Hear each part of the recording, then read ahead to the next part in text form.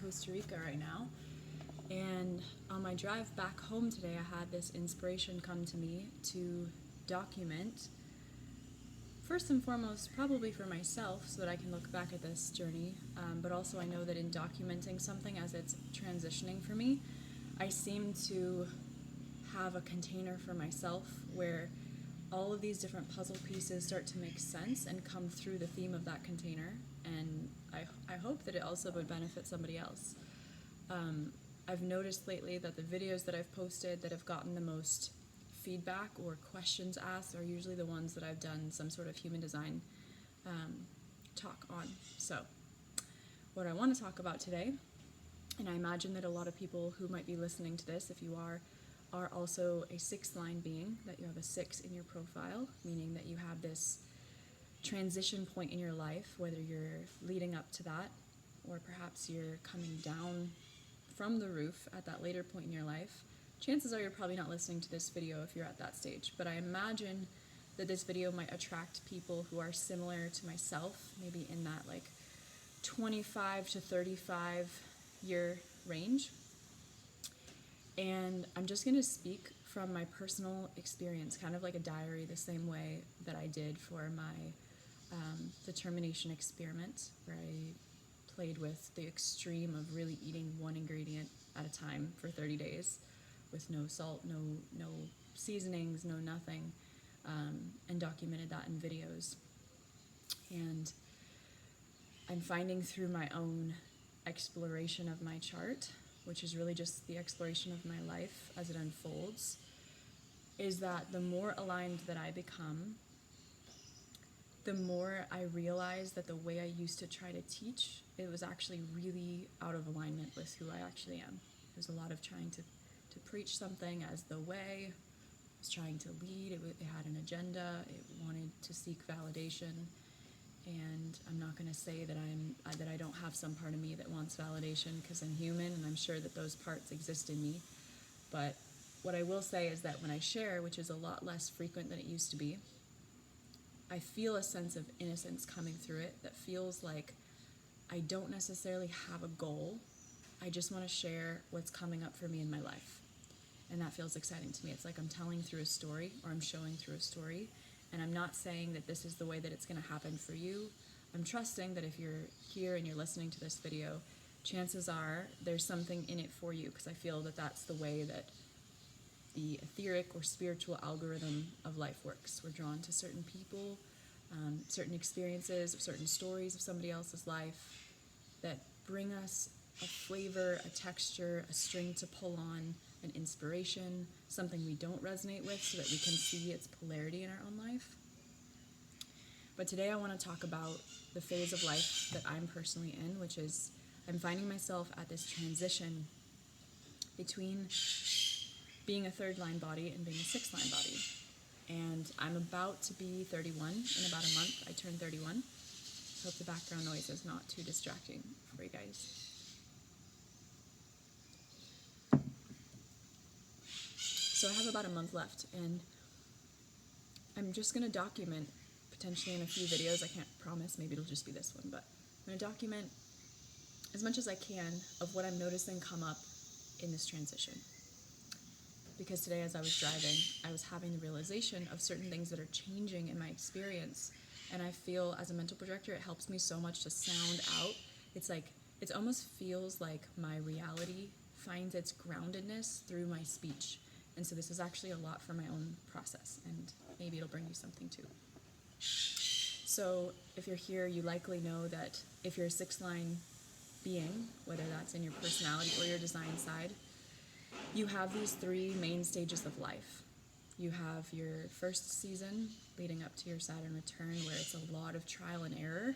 I don't know about you guys, I was a double 3, so I was 3-3 for this first 30 years, and my partner at one point was like, I'm surprised you didn't die or break a bone, and I'm like, me too, actually, but I think I found safety in escapism in a lot of ways. I think I disassociated a lot from life in order to get through it. And even if on the surface my life didn't look that bad, there was a lot of really painful experiences that created the feeling of needing to disassociate. So whatever your experience is, of this first 30 years, whether it's something you've gone through, completed, whether it's something that you're still in the middle of and exploring, and you're still that third line body, and you're feeling like you're bumping into things and things aren't working, which I so empathize with. I feel like my entire life has been a series of events that didn't work. And actually, to tangent on that really quick, I just want to say that there's a certain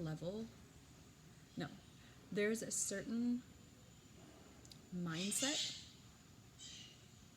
and I should speak to the fact that my mind is the line 3. There's a certain pessimism that has come with me in this phase of life that feels like, what's the point?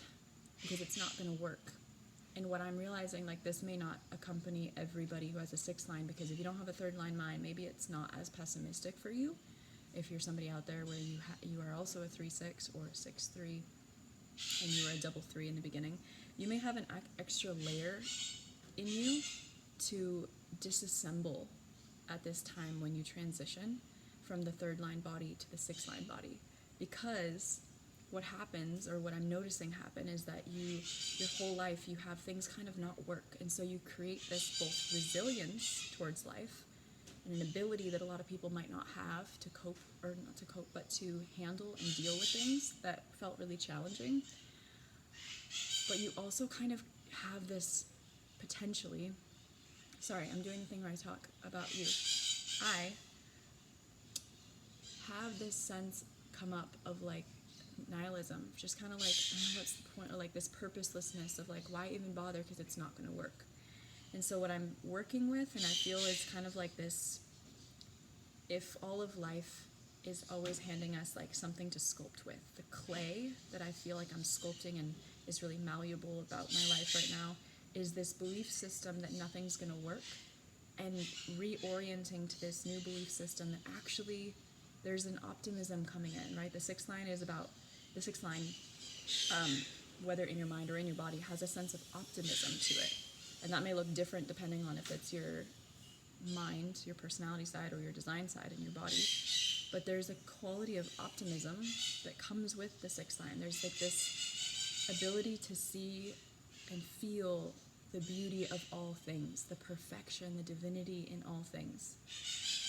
And so as your body begins to shift from this trial and error, bumping into things, not really working, develops this resilience to go through it, and it moves and morphs into this new cellular structure, which is not an overnight process. I feel like it's probably going to go on for years. It's probably not like, oh, just within 1 year of your Saturn return, you're a whole new being. It's probably a cell cycle, is what I would guess, 7-year cycle. I don't know, I haven't studied that. And for the record, I'm no human design expert. I'm sharing just from my personal repertoire of what I've gathered. I'm just starting to study in a class. I've more like gathered my own pieces for the past 5 years and pieced together a lot, but I'm no expert. So there's first this malleability of belief systems, of every time I notice my mind saying like, oh, it's not going to work, I kind of, a lot of times I work with my posture, because posture is like, if we're in a certain posture, we're going to feel more confident, and a lot of times the postures that are more compressed, or hunched over. There's a word I was looking for, but it's not coming to me. But this posture conveys maybe a little bit more pessimism, maybe a little bit more doubt, or fear, or worry, or insecurity. This posture communicates to me ability, potential, empowerment, strength, confidence. So a lot of times when I notice my mind doing those things, I'll adjust my posture, see how that first affects my mind, and then I'll reorient to this understanding that I have of what's happening in my body. And I'll realize, oh yeah, I'll remind myself, oh yeah, mind, everything used to not work. That was true. That story was pretty true. Of course, some things work, it's not all bad, and that's a huge part of the process that we have to go through. But reminding my mind, I'm in this transition, and within this transition, things are actually getting better. It doesn't mean that everything's going to go smooth all of a sudden, by any means. There's still a quality of the line 3 in us, I think, for a long time. but there's something there that's shifting into a more optimistic space, and there's more fluidity to life that seems to be coming through for me. So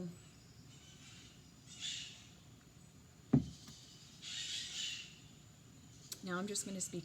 That's like a little bit of the generalization of the line 3 to line 6. We have the 3 phases to the Saturn return, about 30, 31. We have another phase from 30 to about, I think it's 52, where it's the on the roof phase, where you kind of climb up into this space and you're watching life and you're observing. And then there's the last phase of life where you come down off the roof and you become the role model. That's as much teaching as I want to do, because I'm not, like I said, I'm not some expert in human design, so I'm not going to go into teaching that.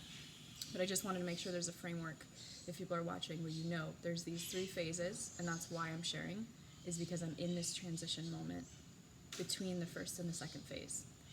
And now I'm going to just tell my story.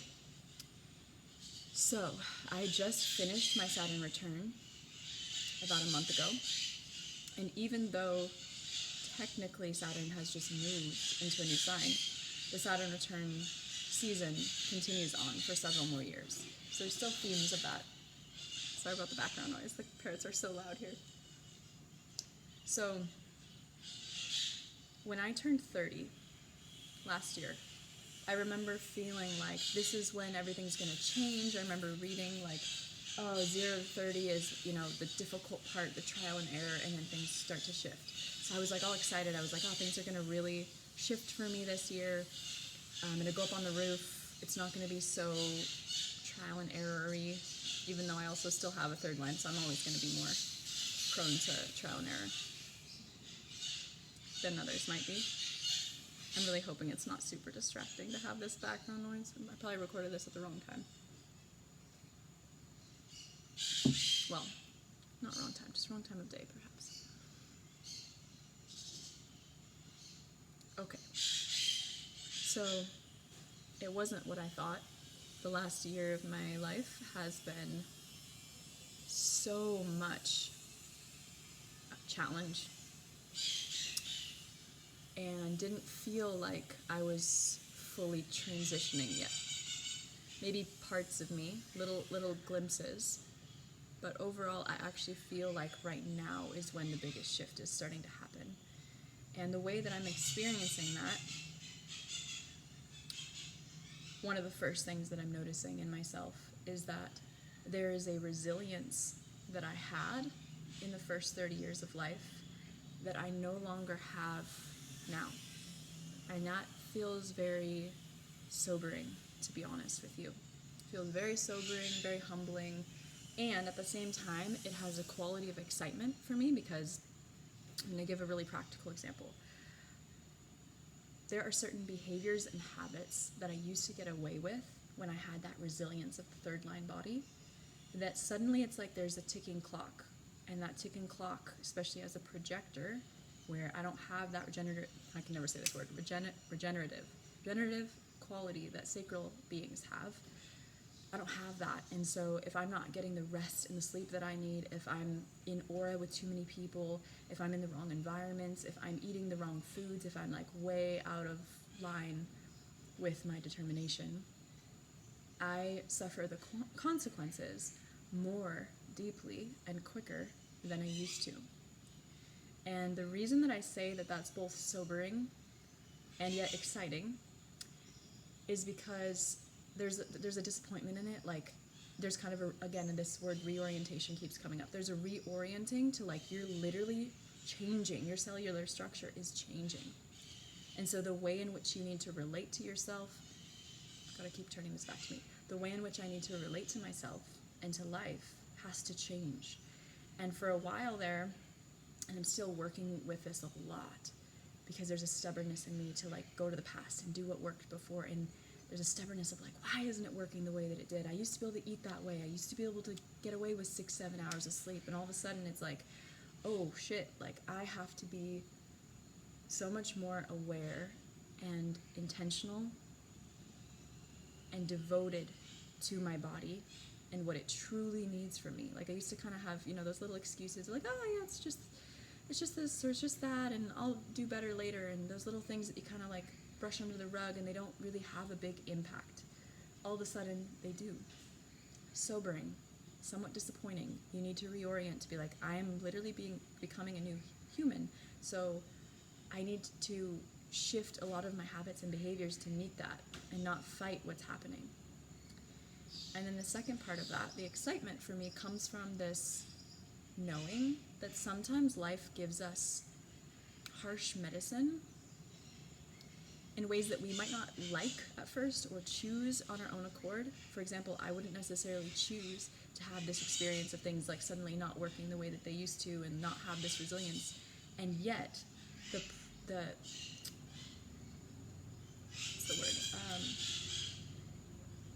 outcome of that, what happens down the line from that experience, is that you're kind of forced by nature to level up, to become this more expansive version of yourself, because you literally don't have much of an option, right? It's like I have the option to deteriorate and just, not sleep as well, not eat as well, and just kind of backslide and let my body start to really give out on me. But that's so uncomfortable, right? It's hard in a way. You could probably argue this both ways, because some people do this their whole life, just deteriorate. But most people who are practicing this awareness of their body, of their design, of this experiment, and to be aware of your life and consciously making decisions to up-level and to become the best version of yourself, there's a quality of consciousness that knows that it doesn't want to backslide into this decay and deterioration. And so in order to grow, you kind of have nature in this kind of beautiful friction way encouraging you. It feels very Saturnian to me, which is maybe why it's happening right near the Saturn return. But it's like the father of discipline, right?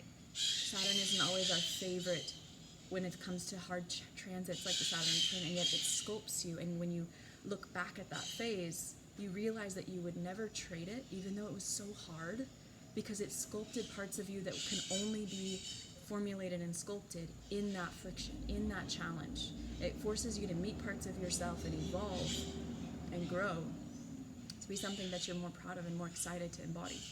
So this journey, I feel, I'm feeling this sobering effect of like, shit, that stuff's not working anymore. And yet in it, I'm like, wow, if I didn't have that, it might have taken me years to just consciously choose it when I wasn't really experiencing the symptoms or the side effects of things not working as well. So I'm trying to reorient my mind around the optimism of this. This isn't working as much anymore, but you know what? How cool that I have this instant feedback that kind of forces me to do what I really wanted to do and really needed to do. And that means that I get to choose to be something greater. I get to choose my potential to be something greater with kind of this natural pull, this natural momentum of life, of nature. So that's the first thing that I'm noticing.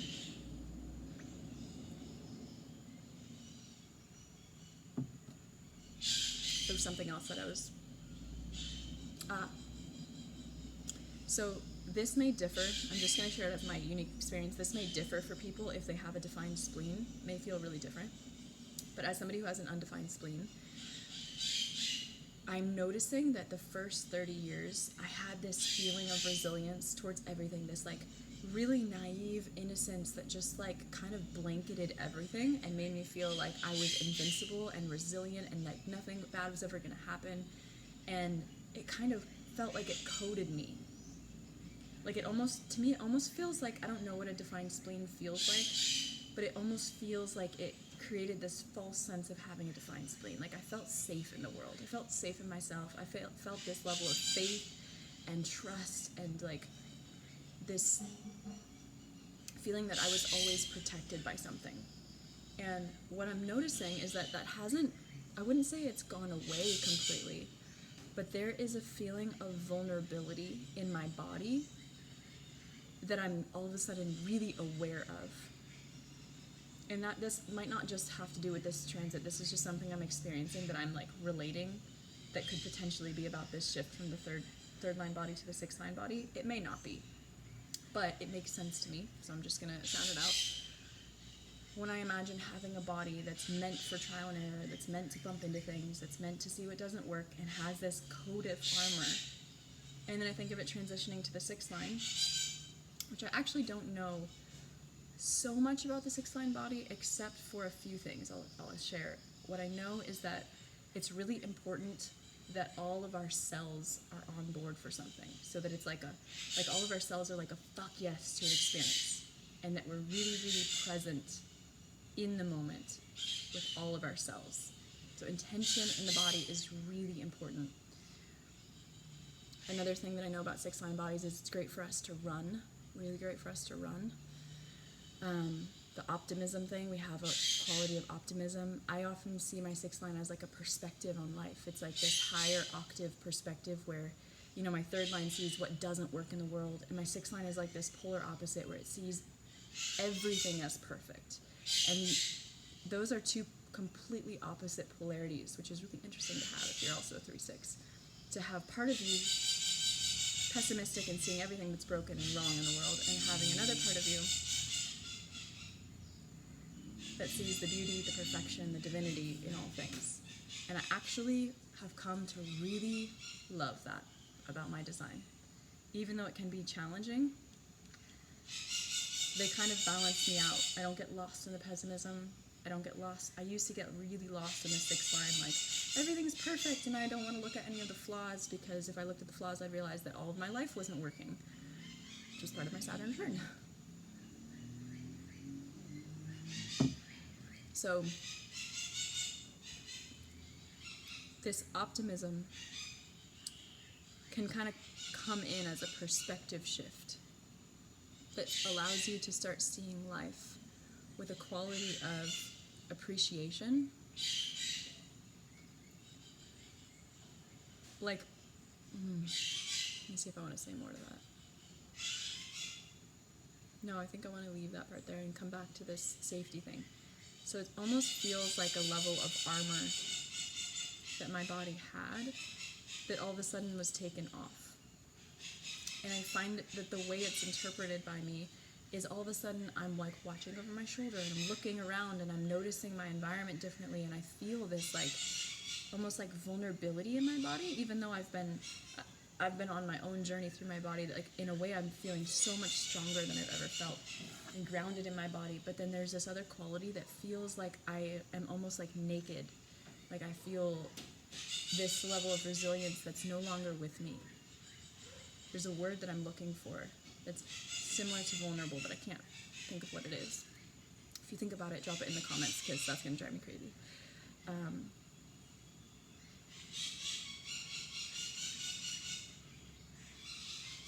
Yeah. Let me see if there's anything else I want to share about this transition. I guess the other thing, I don't even know if this video is going to work with all this background noise. The last thing I want to talk about is movement onto the roof. And this is such a new exploration for me that I could only share this much, because I feel like I'm like, if the journey onto the roof was a ladder, I'd be like 2 steps up and then going back down. 2 steps up, coming back down. 2 steps up, coming back down. Every once in a while, I'll journey up a little bit, come back down. And there's a quality of the 3-6 that will always be like that. Like, you're always going to come back down to experiment. But I feel like to get all the way up on the roof and kind of root in and ground yourself there, that is not my experience yet. So I'm not speaking to that. I feel like that will probably be like 5-7 years before I can really feel like I'm rooted on the roof.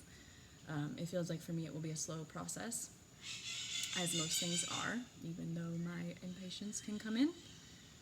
But what I'm experiencing right now with this little bit up, little bit down, little bit up, little bit down, is that it's actually it's fun, and it's also disorienting for me. I'm just going to be honest about it. It's been disorienting. I'm wondering if I should change locations, but I really don't want to.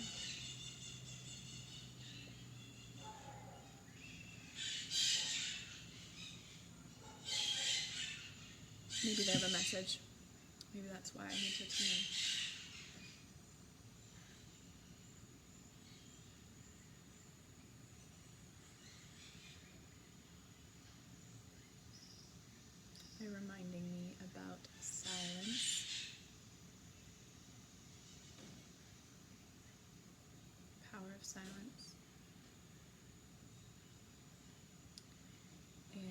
this is not a video about projectors. For some reason, I'm feeling implored to share that a big part of my own experiment right now is deepening into silence in this experiment as a projector, of honing the internal energy of my system that is meant to be here to guide, that can't guide until it's fully recognized, and how that comes from silence and not speaking out of turn and injecting my experience where it's not asked for. And I think that the reason that I'm being called to speak to this is because if there are people who are watching who are also going through this transition into a role model, and you're also a projector,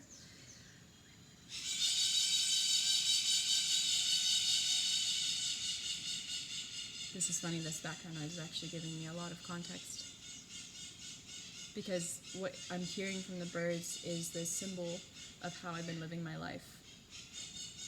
Not following my strategy and authority as a projector, not waiting for the invitation, the recognition, not waiting for somebody to ask me a question to respond, but just injecting my penetrative aura and all the things I want to say, and to get recognition or to be accepted or to comfort somebody or people please, and how much that used to be kind of okay.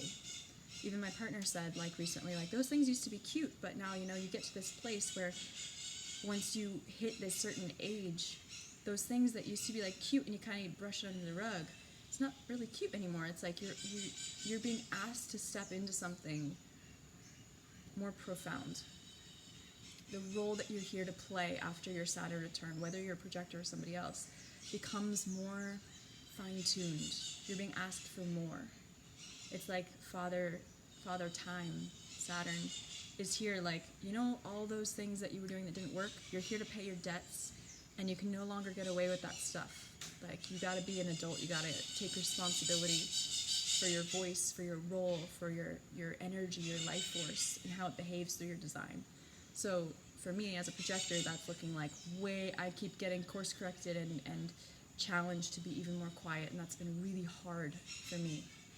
And I find myself often feeling a lot of shame, because every time I'm shown, like, oh, you're not being quiet, like, you're still speaking, you're still initiating, and it's like, have freaking compassion for how much conditioning is there in all my open centers, and how much I feel the environment, and I, like, amplify, and I just get worked up and speak things, and it's like, fuck, I did it again. And the shame that comes from, like, I wish I was more aware to remember, because when I remember, and I'm really quiet, I see how much it evokes, and how there's, like, this whole other world that happens in silence for a projector.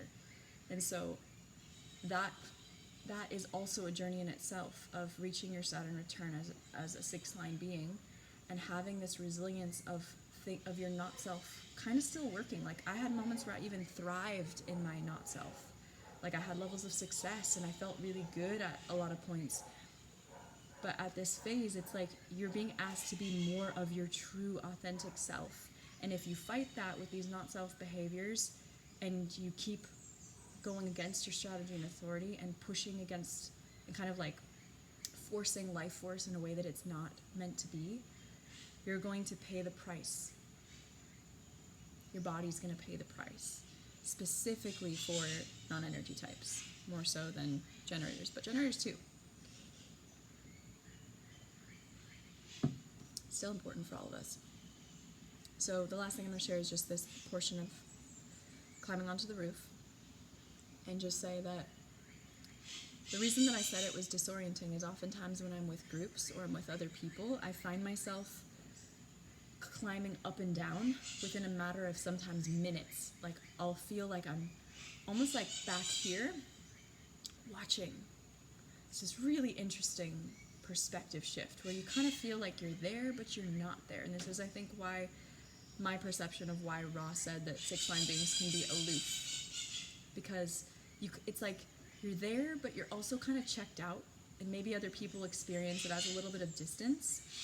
But it's really this, like, witnessing, observing standpoint. But oftentimes it feels like, for me, that I'm being pulled like up and back, like I'm watching, and you're almost like, I'll give an example of this in my life. I was hanging out with my tribe, my community, and one of my friends, my partner and one of his friends were having a conversation between each other, and I was just watching them. I was just observing. I was in this like really aloof place where I was just like, my body was there, but my consciousness was just kind of watching. I felt like it was back here, and I didn't have a lot of mental commentary. And one of my girlfriends, she was watching, and she's a manifester, and she asked me, like, Kaylee, what did she say? Your facial expression or your demeanor communicate about you right now? Like, what is your face saying? And I got really triggered by that because I thought that I was being called out, like I was doing something wrong by watching. I also, side note, have a wonder that comes up here of like how many projectors specifically have felt shame or wrong for observing, and the intensity of their aura made somebody else uncomfortable in your life, and so you maybe don't want to do that, or you don't want to focus too much on people because it might trigger them, because our gaze can be very provocative. It can bring things to the surface, it can spark things, and if we're watching somebody and it like makes them uncomfortable, they may react and make you feel a certain way, or they may say something that you misinterpret and create shame in yourself. And I think that's what happened for me, is that I interpreted it as if I was doing something wrong by watching, and my response was really defensive. It was like, what? What do you mean? Like, I'm not thinking anything. And she was like, why'd you get so defensive about that? And it really sent me down this spiral of like, why was I so defensive? And I realized like a lot of times when I'm in that witnessing, observing, kind of on the roof thing, there's not often a lot of dialogue happening in my mind. Like I'm just in this kind of like sensorial observation with the environment, and I'm feeling. And actually, chances are, if I wouldn't have gotten defensive, I probably would have had a message come to me of what I was seeing, because that's how my design works, is the invitation evokes something. Usually in my 4323, there's some sort of spark that comes through where all of a sudden there's words for what I was experiencing in that presence.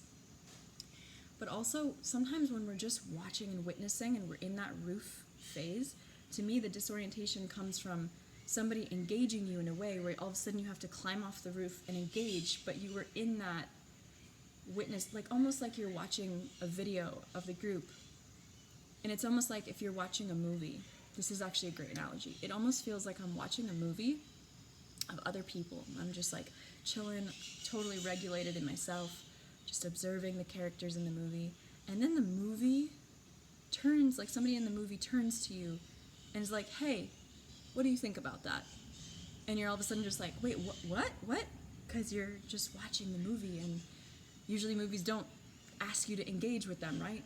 It's kind of a funny analogy, but that's kind of how it feels to me, of like this, you're not quite on the roof fully, and you're like still coming down and up a little bit.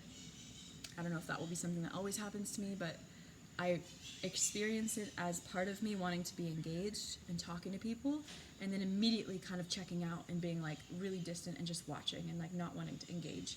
And the reason that I use the word disorienting for me is that sometimes that feels like it adds a little bit of a challenge to how to engage naturally, because sometimes you don't want to be engaged the whole time. You kind of want to be doing this like back and forth. And so I think for me, the thing that always helps with close friends and family and these like community groups is voicing that to the people who are closest to you, so that they kind of know what's happening. Like, I'm pretty blessed to live in a community where everyone understands human design. Like, it's actually based around human design in a lot of ways.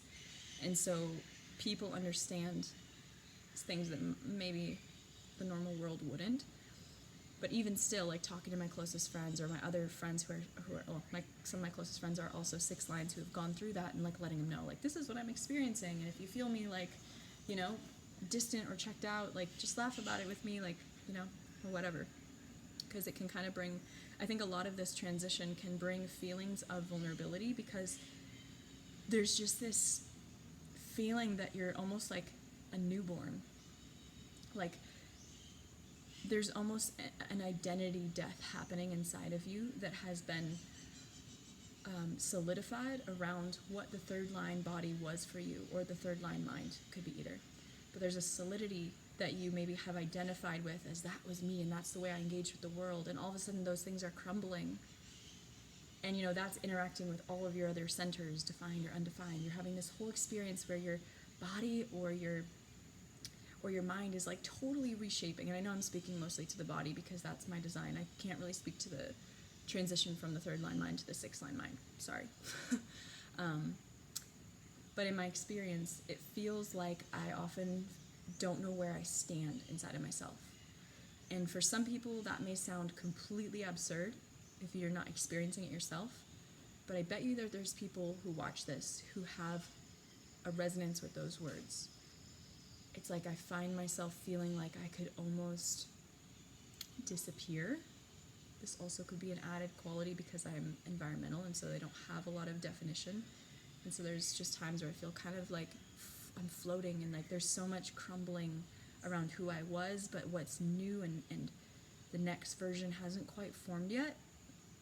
Kind of like when the caterpillar's in the chrysalis and it's not a caterpillar, but it's not a butterfly, and you feel kind of like goo, and you're like, how do I relate to my life in this new vessel, in this new avatar?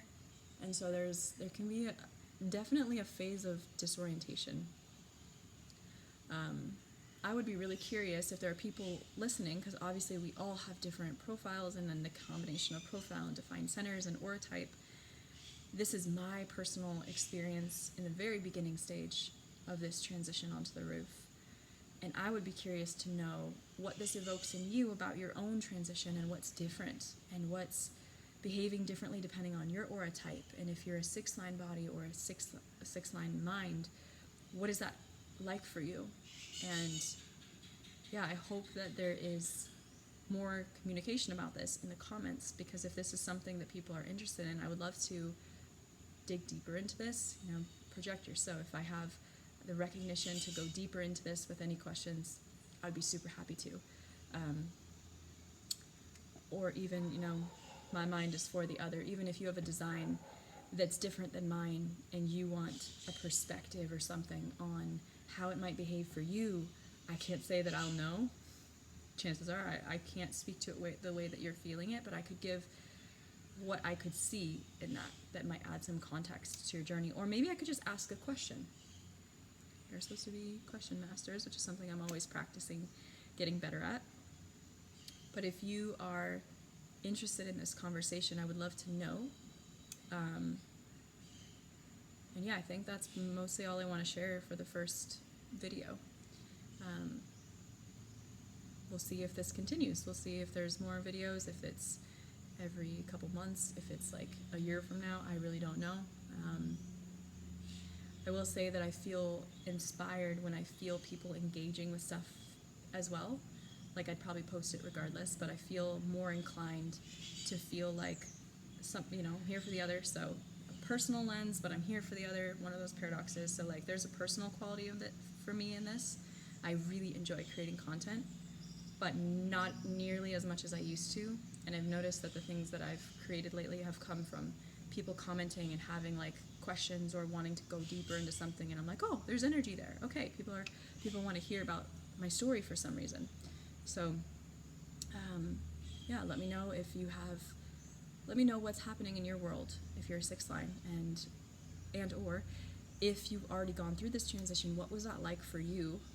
Would love to hear that, actually. That would help me in my journey and give perspective. Yeah, maybe one day I'll do a video when I've gone through all this on tips that I would give somebody at the beginning of the on the roof phase. Things I wish I would have known when I'm coming down off the roof for the people who are going on it. Actually, that's what I should look up. Okay, I'm going to end it there. At least the bird stops. I think we got the message.